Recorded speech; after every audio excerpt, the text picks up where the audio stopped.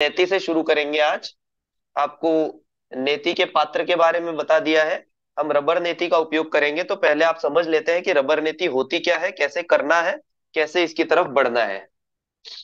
तो जब भी आपको रबर नीति का अभ्यास करना हो, अगर आप बहुत नए अभ्यासी हो, तो आपको एक दिन पहले रात को सोते समय नाक में सरसों का तेल या बादाम रोगन या जो भी चीज आपके पास अवेलेबल हो, ऑयल ऐसी, वो दोनों नाक के अंदर एक एक दो दो बूंद डाल देना है, जिससे आपको नेक्स्ट डे कफ नाक में ना हो और इजीली आप ये चीज कर सकते हो। तो रात को आपको ये तैयारी करने की कोशिश करनी है, नहीं करोगे तो भी हो जाएगा, कोई दिक्कत नहीं है, बट इससे आपको आसानी होगी।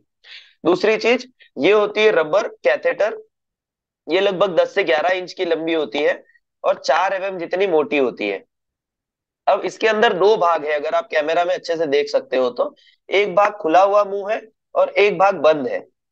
ठीक है। और जो बंद भाग है उसके अंदर एक छोटा सा होल है। तो अगर आप कभी खरीदने गए और यहाँ पर होल दिखा तो चिंता ना करें, वो डिफेक्टेड पीस नहीं है, वो वैसा ही बनाया जाता है। सारे इसमें मिलेगा, आप जितने भी रबर नेती लोगे उसके अंदर आपको ये पीस मिलेगा। तो इसके अंदर आपको नाक का जो बंद भाग है, इसका जो बंद हिस्सा है, उस हिस्से को अंदर की तरफ नाक के अंदर इंसर्ट करेंगे। और आपके अंदर ऑलरेडी पाइपलाइन सिस्टम बनी हुई है, तो आपके मुंह से वो बाहर आ जाएगा। यहाँ पर जहां पर ओपनिंग होती है, जो आपका फेरिंग्स का एरिया है, जहाँ कॉमन एरिया मिक्स होता है, वहां पर वो बाहर आएगा। और वहां से आप उसको हाथ से पकड़कर बाहर निकाल देंगे। तो नाक से ये क्रिया, ये जो कैथेटर है वो ट्यूब अंदर जाकर मुंह से बाहर आ जाएगी। और बाद में आप उसको नाक की सफाई के लिए उपयोग कर सकते हो। तो अभी हम रबर से करने वाले हैं।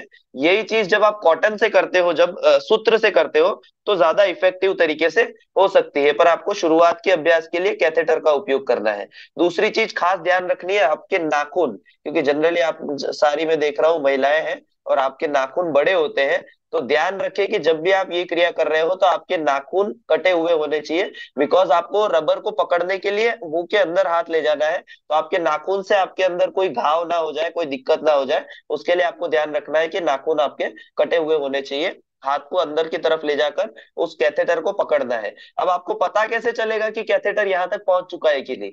तो जब भी ये आप अंदर की तरफ इंसर्ट करोगे, तो ये कैथेटर का अग्रभाग जैसे ही आपके इस जीभ के भाग को टच करेगा, आपको खांसी जैसा अनुभव होगा। तो जब आप यहाँ पर टच करेगा तो आपको पता चल जाएगा कि ये कैथेटर यहाँ पर टच हो गया है।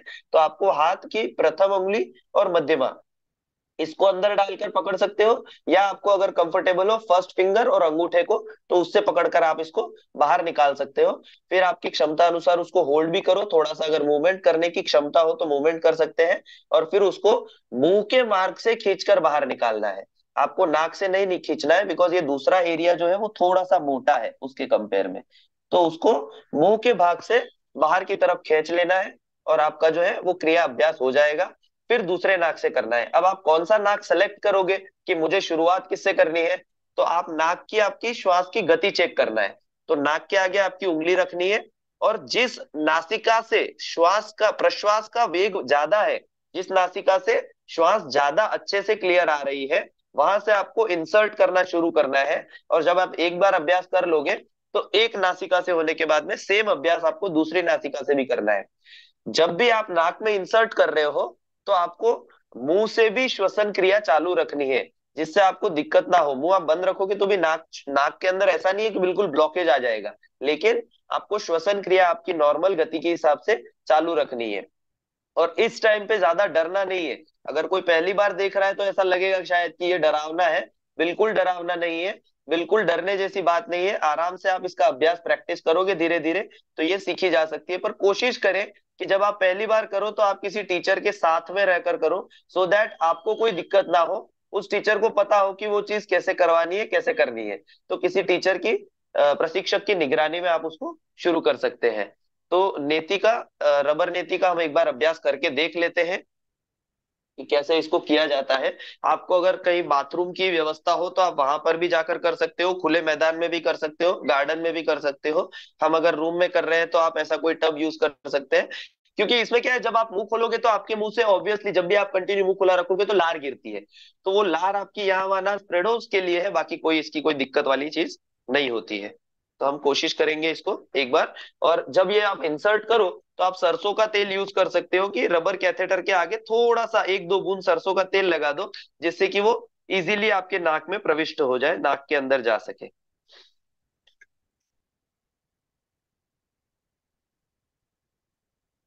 बस ये आगे टिप के भाग पर आपको सरसों का तेल लगाना है ऐसे। सरसों का तेल इसीलिए जिससे आपको अंदर का लुब्रिकेशन इजीली होता रहे। ठीक है। उसके बाद में आपको दूसरे जो उपकरण है, जो हमको सूत्र के लिए, दंड धोती के लिए उपयोग होते हैं, उन उपकरण के बारे में भी हम जानकारी। पहले आप स्वर चेक कर लेंगे। अभी मेरा ये राइट स्वर अच्छे से चल रहा है, राइट स्वर से श्वसन की क्रिया इजीली हो रही है, अच्छे से गति आ रही है। तो हम शुरुआत वहीं से करेंगे। क्या मेरा वीडियो अच्छे से विजिबल है? Okay, yes thank you. Sir. जी जी प्रीतेश भाई। जी जी। तो हम जैसे जो स्वर अच्छे से चल रहा है, अब ये इंसर्ट करते समय क्या होता है, अगर आप शुरुआत में पहली बार कर रहे हो, तो बहुत बार आपने बचपन में किया होगा, आप पेपर को रोल करके नाक में लगाते थे तो छींक आती थी, आपको अनकंफर्टेबल फील होता था। तो उस केस में आपको क्या करना है, उसको वही रोक देना है। अगर आपको ऐसा कुछ अनइजीनेस लग रहा है, खांसी आ रही है, तो उसको वही रोक दीजिए, उसको बाहर मत निकालिए, वहीं पर रखिए। थोड़ा सा रुकिए, बॉडी रिलैक्स हो जाएगी, श्वास सामान्य हो जाएगी, फिर थोड़ा थोड़ा इंसर्ट करते हुए जाना है। तो जैसे जैसे आप इंसर्ट करते जाओगे, आपका इजीली यहाँ पर पहुंच जाएगा। ठीक है। तो हम आपको करके दिखा देते हैं एक बार, कि जैसे मैंने राइट नाक से शुरू किया।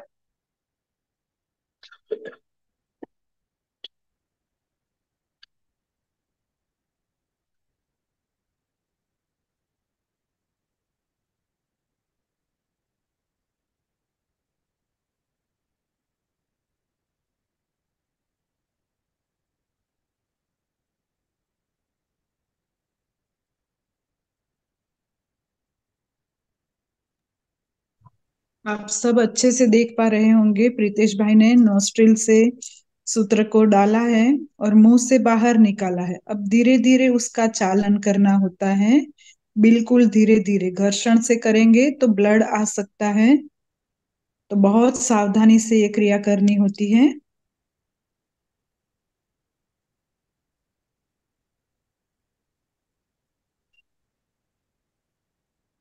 और अब उसको मुंह के द्वारा बाहर निकालना है।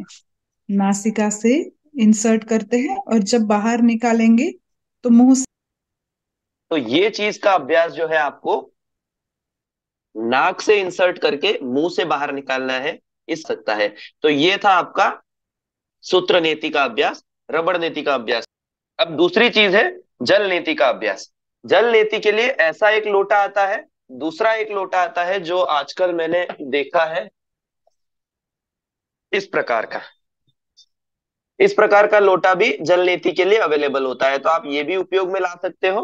मेरे पास मेरा पुराना एक लोटा ये है, जो काफी टाइम से मेरे पास है। इस लोटे से भी आप कर सकते हो। तो इसका ये जो भाग है, इसके लेवल के आसपास होता है, और आगे से ये थोड़ा सा पॉइंटेड होता है। ये प्लास्टिक का है।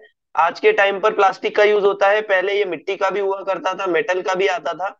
तो तांबे के बर्तन का और ऐसे अलग अलग प्रकार के लोटे आते थे। तो आजकल ज्यादा क्वांटिटी में बनाने के लिए और कंफर्टेबली अवेलेबल हो जाता है, तो आपको इजीली मिल भी जाएगा। तो ये जल नेति का लोटा उपयोग में आता है। ये भाग आपको नाक के अंदर इंसर्ट करना होता है, प्रॉपरली आपके नाक के नॉस्ट्रिल के यहाँ पर लगाकर इसको रखना है। और उसके बाद में आपको बॉडी को थोड़ा सा शेप बता देता हूँ कैसे करते हैं। तो आप ये चीज उकड़ू आसन में, जैसे हम पानी पीने बैठते हैं, जैसे टॉयलेट करते हैं, ये ऐसे उकड़ू आसन में आपको बैठना है। बॉडी को आगे की तरफ थोड़ी सी झुकानी है और गर्दन को टिल्ट करना है। सेम इसमें भी वैसा ही है, जो नॉस्ट्रिल आपका अच्छे से चल रहा है, उस नॉस्ट्रिल से आपको शुरू करना है, दूसरी तरफ से इजीली बाहर आ जाएगा। तो जब बॉडी को आगे की तरफ झुकाया, बॉडी को टिल्ट किया, यहाँ पर आपको इसका अग्रभाग लगा देना है, ये जो टिप है वो यहाँ लगा देना है,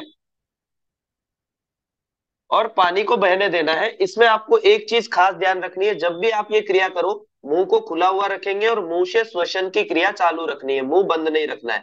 तो जीभ को बाहर निकाल दे और श्वसन की क्रिया चालू रखे। ऑटोमेटिकली पानी इस नासिका से जाकर, यहाँ पर जो इसका छिद्र है वहां से जाकर दूसरी नासिका से पानी बाहर आ जाएगा। तो जब आपका अगर नाक जाम है, चौक है, तो शायद पानी तुरंत बाहर ना आए, थोड़ा सा समय ले। अब इसके अंदर पानी कैसा बनाना है, उसकी थोड़ी सी समझ प्राप्त कर लेते हैं। पानी हल्का सा गर्म होना चाहिए, ज्यादा गर्म पानी नहीं होना चाहिए। तो कितना गर्म करना है, जितना आपका बॉडी टेम्परेचर है, 37 डिग्री बॉडी टेम्परेचर है, तो उसके आसपास गर्म रखना है। उससे ज्यादा बॉईल नहीं करना है उसको कि एकदम आपने बॉईल कर दिया है, क्योंकि नाक के अंदर जो है वो स्किन सेंसिटिव होती है। तो जब ये पानी अंदर जाए तो उस स्किन को डैमेज ना करे, कोई नुकसान ना करे, वो आपको ध्यान रखना है कि वो उससे ज्यादा गर्म ना हो। उसके अंदर हमको नमक में ऐड करना है, जो कि आपके इस एक्स्ट्रा बलगम को, साइनस को साथ में लेकर निकलने के लिए इजी रहेगा। तो नमक ऐड करना है कितना, 1 लीटर पानी में आप 1 चम्मच, जैसे हम टेक्स्ट के हिसाब से जाते हैं आधा लीटर पानी में भी 1 चम्मच दिया होता है, और वो सेंधा नमक ही यूज होना चाहिए। आपको ये मार्केट वाला नमक उसके अंदर ऐड नहीं करना है। सेंधा नमक आप उसके अंदर ऐड कर सकते हो, सिंधव नमक जिसको बोलते हैं, वो उसके अंदर ऐड कर सकते हो। तो वो 10 ग्राम के जितना आप समझ सकते हो कि 1 लीटर के अंदर 10 ग्राम जितना नमक आप ऐड कर सकते हो। तो वो उसके अंदर अच्छे से मिक्स हो जाए।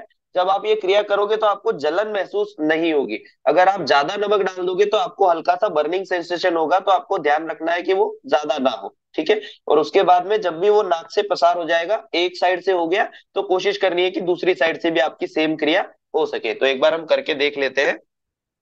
उसके बाद में एक पर्टिकुलर प्रोसेस होती है जिससे आप वो जो अंदर पानी रह गया हो, नाक के अंदर जो थोड़ा सा भी ड्रॉपलेट रह गया हो, उसको निकालने के लिए आपको कपालभाति का उपयोग करना है।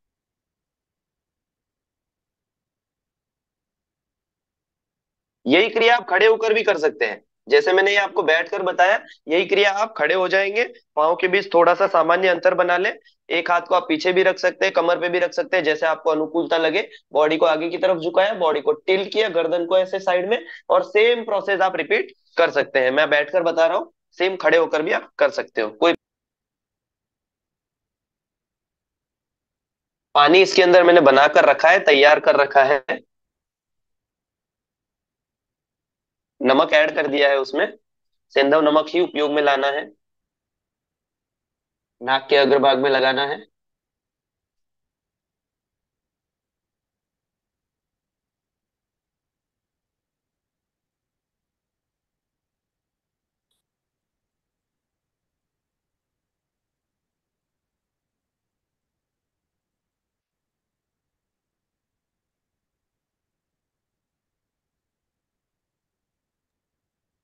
सभी को दिखाई देता है ना, दूसरे नॉस्ट्रल से देखो पानी आ रहा है, धीरे धीरे उसकी धारा जल की निकल रही है।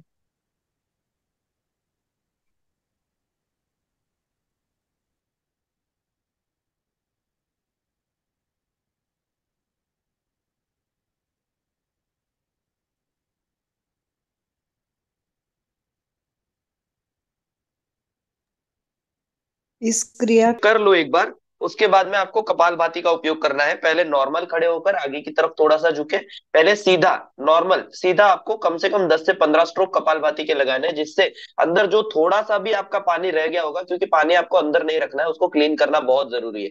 तो जो थोड़ा सा भी पानी अंदर रह गया है उसको कपालभाति का 10 से 15 स्ट्रोक मिनिमम लगाना है आपको, कुछ इस तरह से।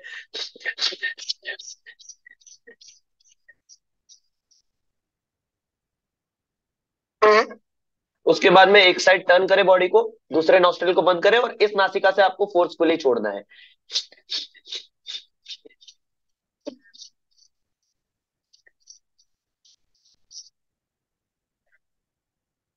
फिर सेम प्रोसेस दूसरी तरफ से, नासिका को ऊपर वाले को बंद करें, नीचे वाले से।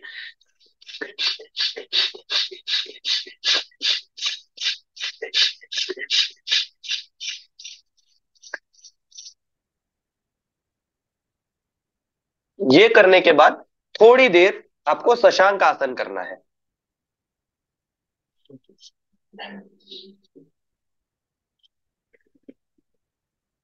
शशांक आसन की स्थिति में आपको थोड़ी देर रुकना है, जिससे जो भी एक्स्ट्रा पानी आपके नाक के अगर किसी यहाँ वहां हिस्से में चला गया, कान की तरफ चला गया, सिर की तरफ चला गया, तो वो सारा कलेक्ट होकर आपके नाक के भाग से बाहर आ जाएगा, और वो एक साइड में आ जाएगा। आपको कोई सिर दर्द नहीं होगा।